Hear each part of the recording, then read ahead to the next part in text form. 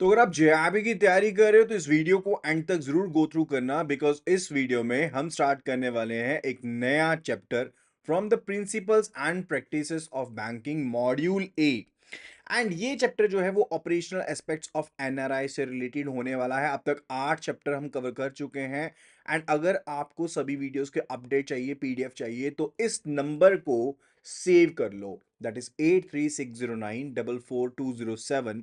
JAIIB गुरु के नाम से इस नंबर को सेव कर लो and WhatsApp us on the same number writing saved for JAIIB and हम आपको ऐड कर देंगे अपडेट लिस्ट में। जेआईबी से रिलेटेड सभी अपडेट्स आपको एक ही जगह पर मिलने वाले हैं फ्री ऑफ कॉस्ट। तो चलिए सेशन को स्टार्ट करते हैं। एंड आज के सेशन में जो हम टॉपिक कवर करने वाले हैं, as I told you, it's related to the operational aspects of the NRI business and ये है covered from the principles and practices of banking module A chapter 9 से ये cover होने वाला है and part 1 है ये इस वीडियो का। and my name is आशीष जैन। मैं आपके लिए JIB, CIB, bank promotions and certifications के रिलेटेड ऐसे ही अमेजिंग वीडियोस लेकर के आता रहता हूँ। तो सबसे पहली चीज जो हम बात करने वाले हैं that's related to the FEMA guidelines की बैंक अकाउंट्स को लेकर के। खास करके अगर हम एनआरआई की बात करते हैं या पर्सन ऑफ इंडियन ओरिजिन की बात करते हैं तो फेमा की यानी कि फॉरेन एक्सचेंज मैनेजमेंट एक्ट की क्या गाइडलाइंस है। फॉरेन एक्सचेंज मैनेजमेंट एक्ट जो था उसने रिप्लेस किया था फेरा को। ऑलरेडी लास्ट वीडियो में हमने इसके बारे में बात की थी। एंड साथ ही साथ फेमा के तहत reserve bank of India particular को उसको पावर दी गई है, रिजर्व बैंक ऑफ इंडिया को एम्पावर किया गया है कि वो रेगुलेट कर सकते हैं फॉरेन एक्सचेंज से रिलेटेड चीज़ों को, उनको रिस्ट्रिक्ट कर सकते हैं, प्रोहिबिट कर सकते हैं। एंड साथ के साथ जो पर्सन रेजिडेंट है आउटसाइड इंडिया, PRIOs भी हैं, वो कौन से डिपॉजिट्स को मेंटेन कर पाएंगे, नहीं कर पाएंगे, क्या क्या रेगुलेशंस होनी चाहिए, सब चीज़ों को वो मैनेज कर सकते हैं। सो कौन से अकाउंट्स परमिटेड हैं उनके बारे में बात करने वाले हैं। So here it is a list. We are having the NRE account, normal resident external rupee account. We are having the normal resident ordinary rupee account and we are having the foreign currency non resident bank account, right. तो FCNR bank account जो होता है वो term loan की form में होता है, जबकि जो NRO NRE अकाउंट होते हैं वो सेविंग फंड की फॉर्म में, करेंट अकाउंट की फॉर्म में, टर्म डिपॉजिट यानी कि रैकरिंग डिपॉजिट या फिर फिक्स डिपॉजिट की फॉर्म में हो सकते हैं। अच्छा, यहां पर सबसे पहले शुरू करते हैं फ्रॉम द NRE अकाउंट की। NRE नॉन रेजिडेंट एक्सटर्नल रूपी अकाउंट क्या होता है। सबसे पहली चीज आती है कि इस अकाउंट को कौन ओपन कर पाएगा। तो जितने भी NRIs हैं या फिर पर्सन ऑफ इंडियन ओरिजिन है वो इन अकाउंट्स को ओपन कर सकते हैं। एंड फर्दर इन अकाउंट्स को किसी भी ऑथराइज डीलर के पास या फिर जो reserve bank of India approved banks हैं यानी कि कोऑपरेटिव बैंक भी जिसमें शामिल हो सकते हैं उनके पास आप इन अकाउंट्स को ओपन कर सकते हो। तो इनके फीचर्स के बारे में बात कर लेते हैं, उसके बाद मैं आपको ओवरव्यू दूंगा एक एग्जांपल के साथ जो आपके सभी डाउट्स को क्लियर कर देगा। तो अगर टाइप्स ऑफ अकाउंट की बात करें, जैसे मैंने आपको बताया कि NRO के केस में भी सेम अकाउंट टाइप्स आप ओपन कर सकते हो। Saving bank account, current account, recurring deposit, fix deposit, किसी भी फॉर्म का अकाउंट आप ओपन कर सकते हैं। एंड अगर मैं कहूं कि क्या जॉइंट अकाउंट यहां पर अलाउड है इस केस में, तो yes, joint accounts are also allowed, वो भी अलाउड है। आप दो या उससे ज्यादा NRI या फिर पर्सन ऑफ इंडियन ओरिजिन मिलकर के भी अकाउंट ओपन कर सकते हैं, या फिर एक NRI person of Indian origin किसी रेजिडेंट के साथ फॉर्मर सर्वाइवर बेसिस पर भी अकाउंट को ओपन कर सकता है।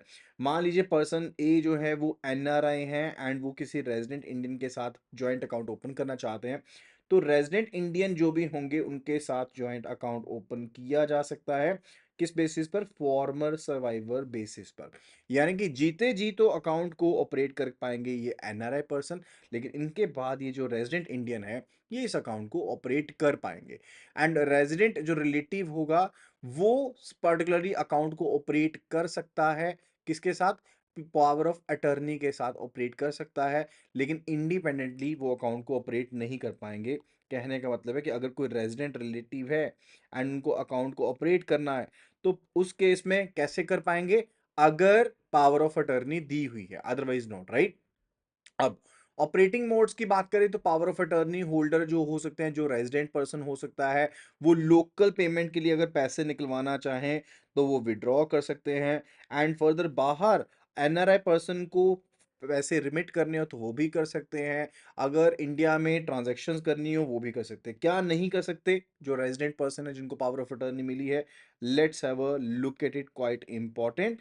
तो वो खुद से पावर ऑफ अटॉर्नी बेस पर एनआरई अकाउंट ओपन नहीं कर सकते एंड अकाउंट होल्डर को छोड़ करके किसी और पर्सन को पैसे भी बाहर नहीं भेज सकते। That's an important point. इसके अलावा किसी और रेज़िडेंट को एनआरआई के बिहाफ पर गिफ्ट पेमेंट करनी है तो वो गिफ्ट पेमेंट भी नहीं कर सकते, या किसी और एनआरई अकाउंट में ट्रांसफर जो फंड्स है वो भी अलाउड नहीं है। ठीक है, ये पावर ऑफ अटर्नी होल्डर के लिए था कि उनको क्या क्या सुविधाएं अवेलेबल हैं, क्या क्या नहीं है। इनके बेस पर क्वेश्चंस बन जाता है। अभी तक का वीडियो आपको पसंद आया तो जल्दी से वीडियो को लाइक भी कर देना। आगे बढ़ते हैं परमिटेड ट्रांजैक्शंस की तरफ। अगर हम क्रेडिट्स की बात करें तो आप बाहर से कोई भी पैसा इसमें जमा करवा सकते हो, यानी कि जो कोई भी पैसा आपने इनवर्ड रिमिट किया है वो आप इस अकाउंट में जमा करवा सकते हो। आप चाहो तो फॉरेन करेंसी को यहाँ पर डिपॉजिट भी करवा सकते हो, यानी कि अगर आप बाहर से पैसा लेकर के आए हो और आपके पास सीडीएफ यानी कि करेंसी डिक्लेरेशन फॉर्म एग्जिस्ट करता है, तो आप इवन इसमें फॉरेन करेंसी वैसे भी जमा करवा सकते हो। एंड साथ ही साथ अगर क्रेडिट और बात करें तो इंटरेस्ट अगर आपको इसके ऊपर मिलेगा तो वो भी इसमें क्रेडिट हो सकता है। इनकम जो आपने अर्न करी है इंडिया में वो आप इसमें क्रेडिट कर सकते हो, लेकिन एप्लीकेबल टैक्सेस को पे करने के बाद, यानी कि लोकल जो आप अमाउंट इसमें क्रेडिट करेंगे वो कर सकते हैं टैक्सेस पे करने के बाद। एंड इसके अलावा आप दूसरे एनआरई अकाउंट, नॉट एनआरओ, दूसरे एनआरई अकाउंट से, एफसीएनआर अकाउंट से फ्रीली पैसा इसमें क्रेडिट कर सकते हो। अगर मान लो कि आपको एनआरओ अकाउंट से एनआरओ अकाउंट से पैसा ट्रांसफर करना है एनआरई अकाउंट में, तो क्या लिमिट है? इट इज 1 मिलियन यूएसडी पर फाइनेंशियल ईयर की लिमिट यहां पर इंपोज की गई है, क्योंकि एनआरओ अकाउंट से जो पैसा बाहर आप भेज सकते हो वो भी 1 मिलियन यूएसडी का ही भेज सकते हो quantum, not more than that, right? तो वही क्वांटम यहां पर दिया गया है। इसी तरह से मान लो कि आपने कोई प्रॉपर्टी परचेज करी थी, ठीक है, एंड फर्दर वो पर्टिकुलर रिफंड आता है उसका, तो वो भी इसमें आप क्रेडिट कर सकते हो। That is the thing, right? तो इसके अलावा आप कुछ भी इसमें क्रेडिट नहीं कर पाओगे। डेबिट की बात करें तो आप लोकल पेमेंट्स अगर करनी है इंडिया में, उनके विड्रॉल के लिए पैसा डेबिट कर सकते हो, बाहर पैसे भेजने हैं वो भी कर सकते हो। एंड बड़ी बात है कि यहाँ पर जो फंड्स होते हैं इन case of the NRE account, यानी कि एक्सटर्नल रुपी अकाउंट के केस में जो फंड्स हैं दोज आर फ्रीली रिपेट्रिएबल। रिपेट्रिएबल का मतलब होता है कि फ्रीली पैसे बाहर भेज सकते हो, क्योंकि आप जो पैसे लेकर के आए हो वो मेजरली बाहर को ही बिलोंग करते हैं, और इंडिया के जो पैसे क्रेडिट किए हैं वो टैक्सेस पे करने के बाद किए हैं। तो एनआरई अकाउंट के बैलेंसेस फ्रीली रिपेट्रिएबल होते हैं। एंड फर्दर आप एनआरई अकाउंट्स के बीच में फ्रीली डेबिट क्रेडिट कर सकते हो, यानी कि NRE account to NRE account, या एनआरई अकाउंट से आपको एफसीएनआर अकाउंट में पैसा डालना है, वो फ्रीली अलाउड है। There is no issues in that, ठीक है। And for the interest rate की बात करें तो इंटरेस्ट रेट बैंक्स अपने हिसाब से दे सकते हैं, लेकिन डिस्क्रिमिनेशन नहीं रखनी पड़ेगी। जो इंटरेस्ट रेट आप एनआरई एनआरओ अकाउंट्स के ऊपर दोगे, आप दूसरी कैटेगरी के जो इंडियन डिपॉजिटर्स हैं उनको भी सेम इंटरेस्ट आपको देना पड़ेगा एज पर द रूलिंग्स। अगर मिनिमम टेनर की बात करें तो फिक्स डिपॉजिट भी हो सकता है एनआरई में, लेकिन मिनिमम जो टेनर रहेगा फिक्स डिपॉजिट का वो 1 साल का रहने वाला। ये पॉइंट्स ना इंपॉर्टेंट है, जनरली आपको ये चीज़ें देखने को मिलती नहीं है। तो अगर वीडियो पसंद आ रहा है एंड समझ में आ रही हैं चीज़ें तो जल्दी से वीडियो को लाइक भी कर दो। इंटरेस्ट रेट्स की बात करते हैं, as I told you this is as per the RBI directives, कि भाई आरबीआई ने जो गाइडलाइंस दी है ना डिपॉजिट डायरेक्शंस की डिस्क्रिमिनेशन नहीं करना, उसके बेस पर ही आप चलेंगे। एंड फर्दर फिर बात आती है ceiling on the interest rates. तो मैंने जैसे आपको बताया था कि जो नॉर्मल आप डोमेस्टिक यूजर्स को इंटरेस्ट रेट ऑफर कर रहे हो सिमिलर टेनर के ऊपर, आप उससे ज्यादा इनको पर्सन्स को, एनआरआई पर्सन्स को, पीआईओ पर्सन्स को सिर्फ डिपॉजिट एंटने के लिए नहीं इंटरेस्ट दे सकते। एडिशनल इंटरेस्ट जो है वो डेफिनेटली जैसे हम देते नॉर्मल अकाउंट्स में इवन सीनियर सिटीजन्स को या स्टाफ अकाउंट को, वो भी इवन परमिसिबल नहीं है। Kindly please take a note, even वो भी यहाँ पर अलाउड नहीं है। ध्यान में रखिएगा, अगर आपको कहते हैं उस केस में हो मिलेगा एक्सटर्नल में, नहीं मिलेगा, एक्स्ट्रा नहीं आपको इंटरेस्ट मिलने वाला। इंटरेस्ट जो क्रेडिट किया जा सकता है वो बैंक की डिस्क्रिप्शन के ऊपर है कि वो क्वार्टरली बेसिस पर करना चाहते हैं या मंथली बेसिस पर करना चाहते हैं। That basically is their policy. फिर बात आती है प्री मेच्योर विड्रॉल की। प्री मेच्योर विड्रॉल जो है वो अलाउड है, बिल्कुल अलाउड है, सब्जेक्ट टू द पेनल्टी। वहां पर जो पेनल्टी पड़ेगी वो तो पड़ेगी पड़ेगी, लेकिन pre mature withdrawal in case अगर पर्सन का कन्वर्जन हो गया, यानी कि पहले वो पर्सन एनआरआई था लेकिन अब वो इंडिया में ही रह रहा है, अब इंडियन सिटीजन बन गया है। अब क्या है, वो इंडियन सिटीजन बन गया एंड रेजिडेंट ऑफ इंडिया बन गया है। अब उनके जितने भी अकाउंट्स है वो एनआरई अकाउंट्स किस में कन्वर्ट हो जाएंगे, रेजिडेंट फॉरेन करेंसी अकाउंट में, आरएफसी अकाउंट में कन्वर्ट हो जाएंगे। उस केस में ठीक है, उस केस में पेनल्टी नहीं है, अदरवाइज पेनल्टी है प्रीमेच्योर के ऊपर, राइट।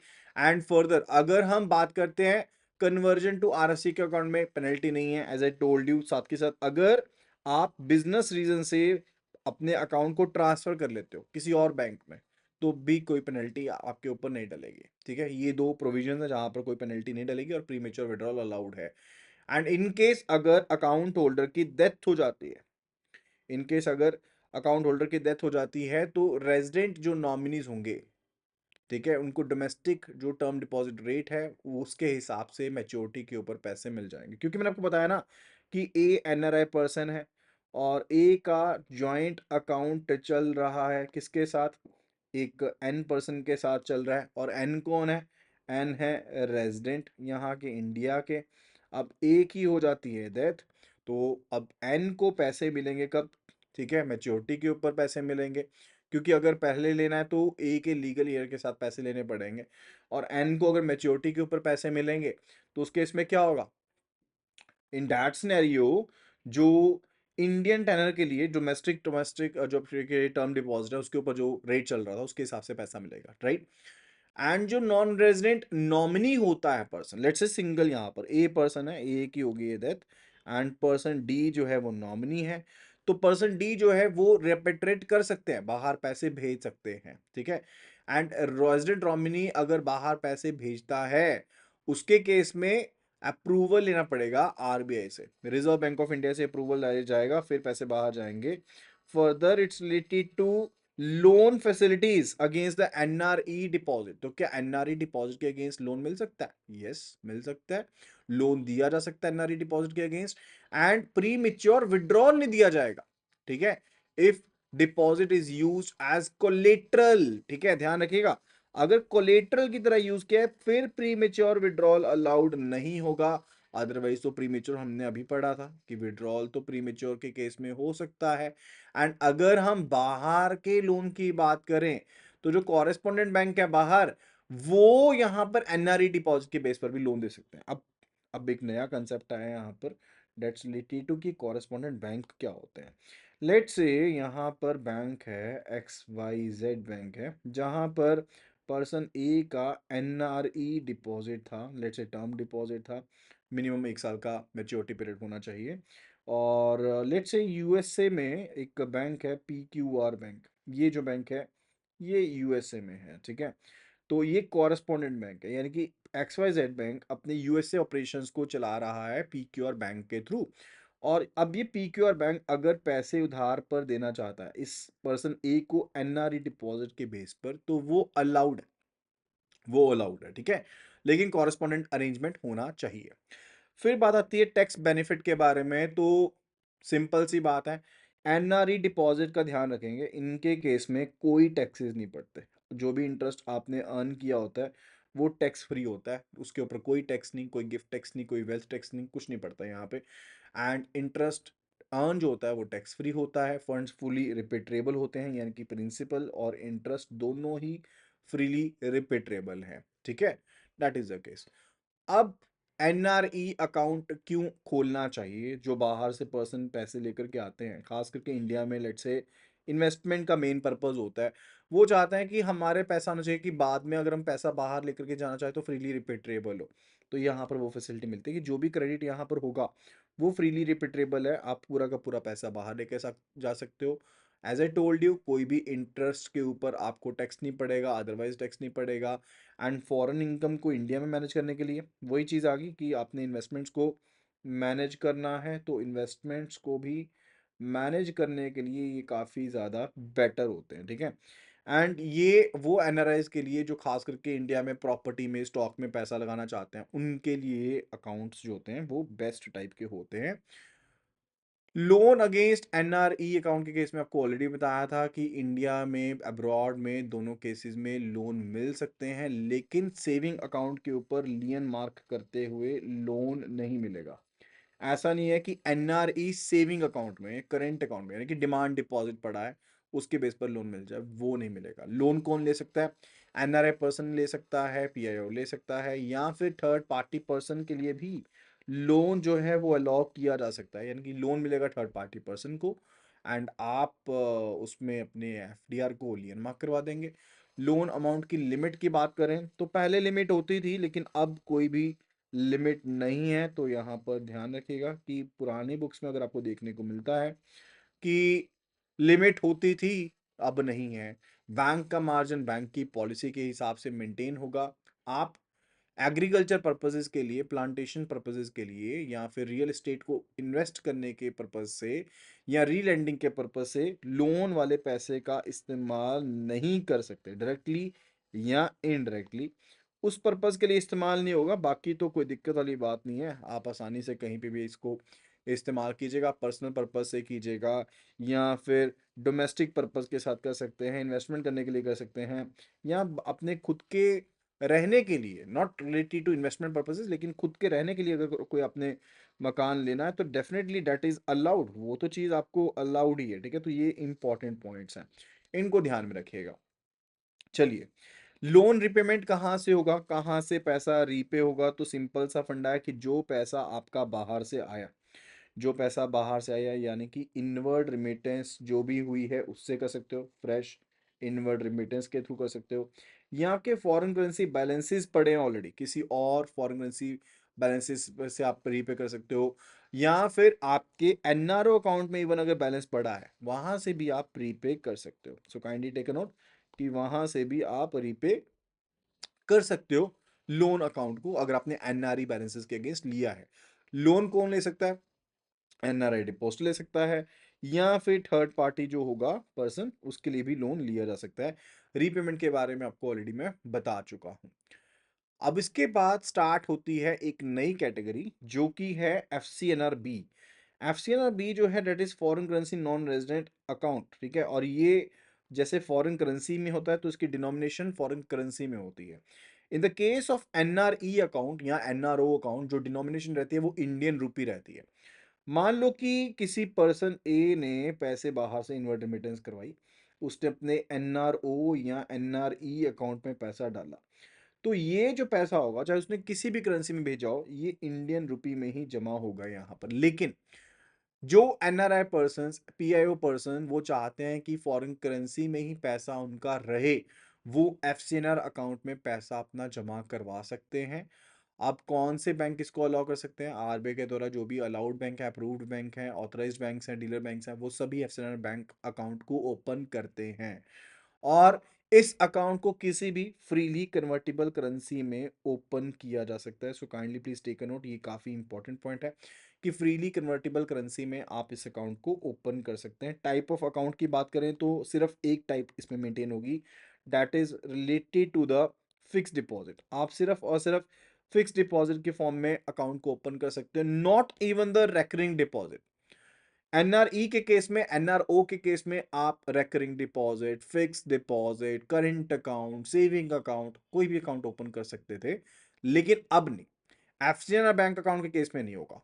डिपॉजिट टर्म की बात करें तो मिनिमम 1 साल का टर्म टेन्योर मिनिमम रहता है, मैक्सिमम की बात करें तो 5 साल का टेन्योर रहता है। इंपॉर्टेंट पॉइंट है, नोट कर लो, मिनिमम 1 साल का, मैक्सिमम 5 साल का टेन्योर रहता है।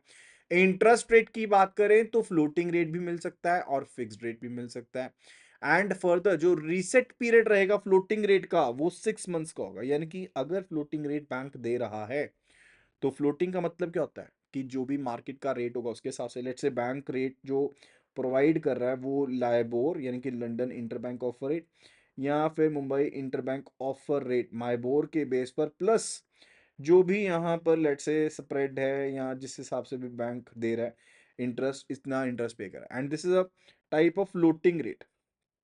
ये यहाँ पर जो मैं टाइप शो कर रहा हूँ ना, ये फ्लोटिंग रेट की टाइप शो कर रहा हूँ कि फ्लोटिंग रेट के बेस पर इतना रेट मिल रहा है, right? This is what I am showcasing.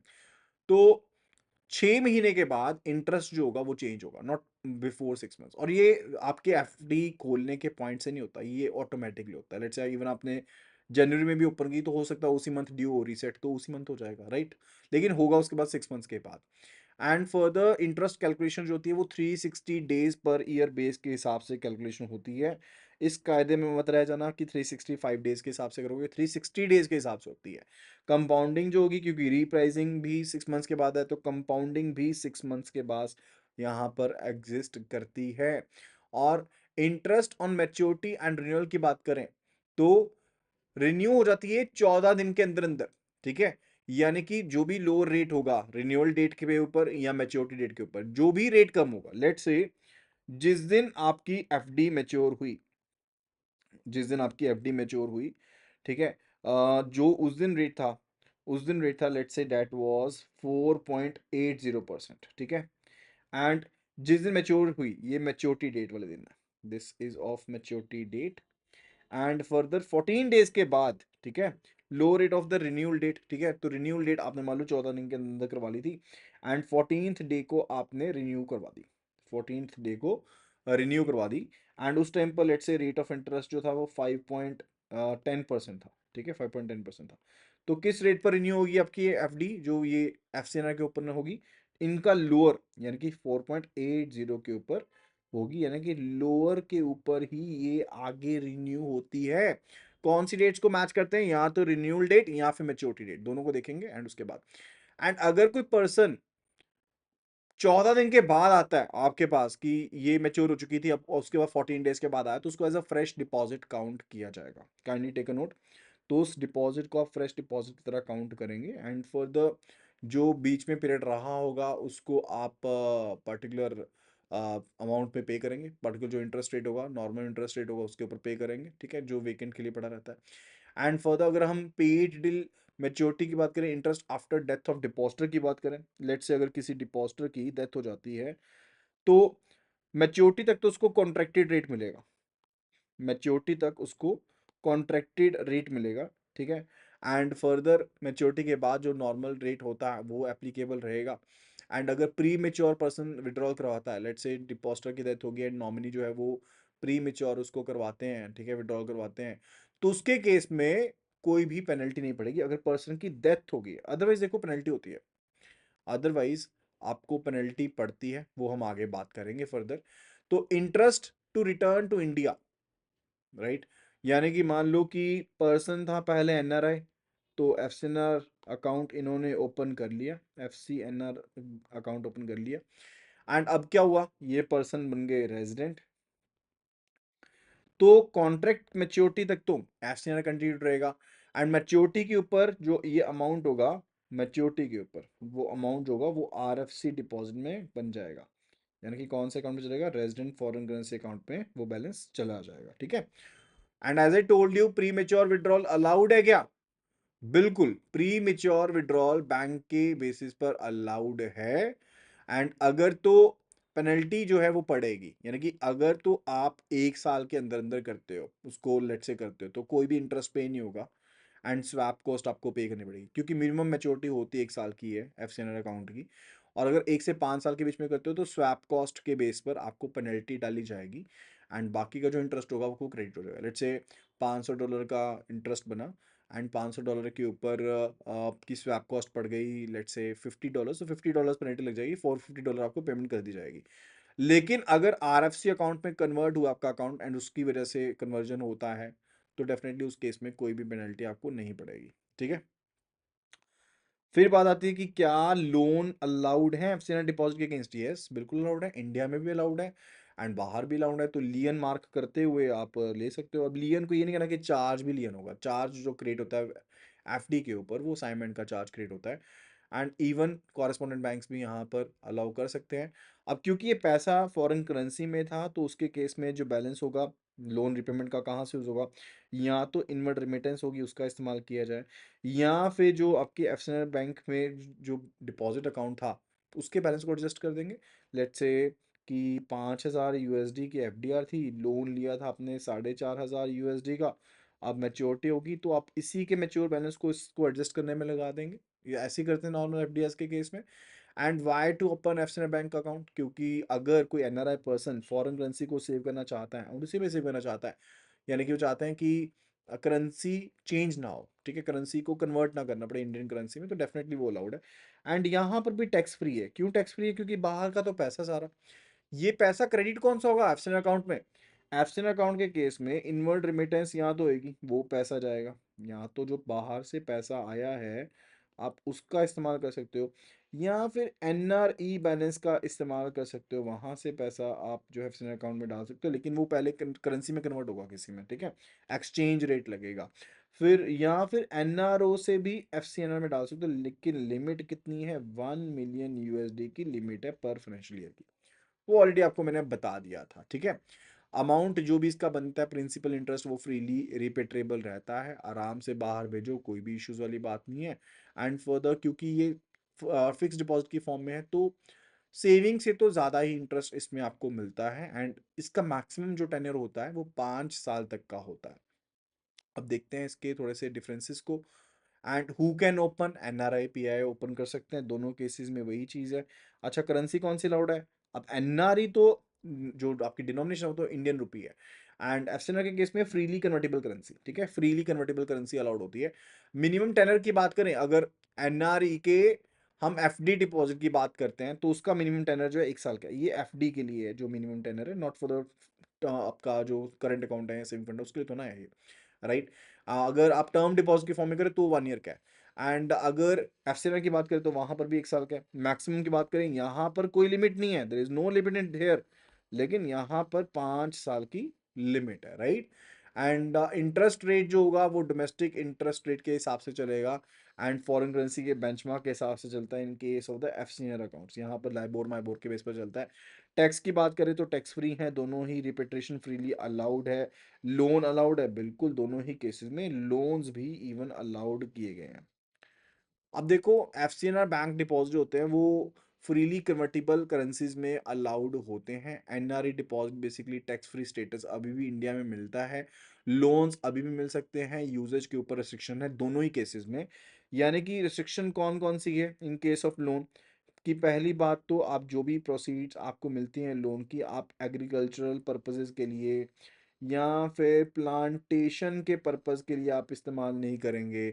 या फिर देखो, ना तो आपने एग्रीकल्चर के पर्पस के लिए करना है, ना आपने प्लांटेशन के पर्पस के लिए इस्तेमाल करना है, ना ही आपने इसका इस्तेमाल करना है related to real estate investment. Real estate की इन्वेस्टमेंट में भी इसका इस्तेमाल आपने नहीं करना, ना ही आपने ऑन लैंडिंग पर्पज, ये नहीं है कि खुद पैसे उधार पर लेके आगे पैसे उधार पर देने शुरू कर दिए, उन पर्पजेस के लिए पैसा इस्तेमाल नहीं करना, अदरवाइज कोई दिक्कत वाली बात नहीं है। And for the pre mature withdrawal के केस में मोस्ट केसेस में तो आपको जो पेनल्टी है वो पड़ती है। सिर्फ एफसीआर के केस में अगर आपके अकाउंट का टाइप चेंज होता है टू आरएफसी तो आपके ऊपर पेनल्टी नहीं है। सो दैट इज ऑल फंडा रिलेटेड टू इट, ठीक है। तो ये सब इसके बारे में था। अभी हम बात करने वाले हैं एनआरओ के बारे में, ठीक है। NRO account, normal resident ordinary rupee account जो होता है ना, उसके बारे में इन डिटेल बात कर लेते हैं।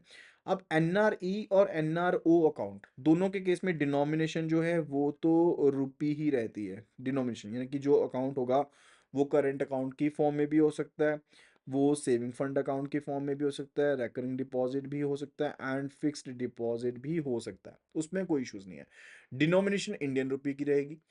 अब एनआरओ अकाउंट के केस में आपको लोकल क्रेडिट्स अलाउड होते हैं, यानी कि अगर आपने लोकल पैसा अर्निंग है आपकी तो वो पैसा आप इसमें क्रेडिट कर सकते हो। अब मास एक पर्सन ए है, उनकी लोकल अर्निंग हो रही है, ये है पर्सन एनआरआई है लेकिन अर्निंग लोकल भी है, ठीक है। जैसे मान लो रेंटल इनकम आ रही है, या फिर किसी कंपनी का डिविडेंड आता है, या कोई भी लोकल इनकम है, तो वो पैसा ए पर्सन एनआरई अकाउंट में क्रेडिट नहीं करेंगे। वो पैसा अगर एनआरई में करना है तो पहले टैक्स चुकाओ फिर करोगे, लेकिन ए पर्सन उस पैसे को जमा करवा सकता है लोकल अकाउंट में। लोकल अकाउंट में यानी कि एनआरओ अकाउंट में जमा करवा सकता है। तो एनआरआई एंड पीआईओ पर्सन जिनकी इंडियन इनकम है, rental income, dividend income, pension वगैरह है, वो एनआरओ अकाउंट में जमा करवाएंगे उसको as per the FEMA guidelines.